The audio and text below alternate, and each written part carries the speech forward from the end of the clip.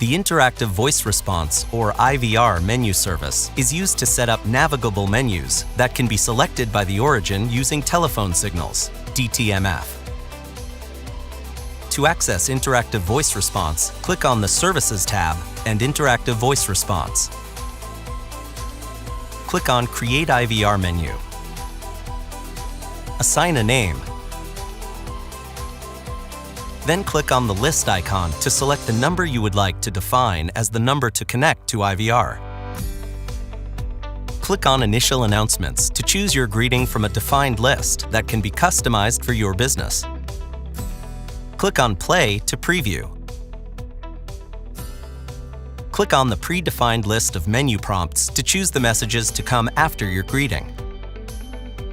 The message can be customized to your business via the Customer Announcements service in the Services dropdown. Then assign programming rules by defining the digit for each prompt. Click on the action that will correspond to each digit.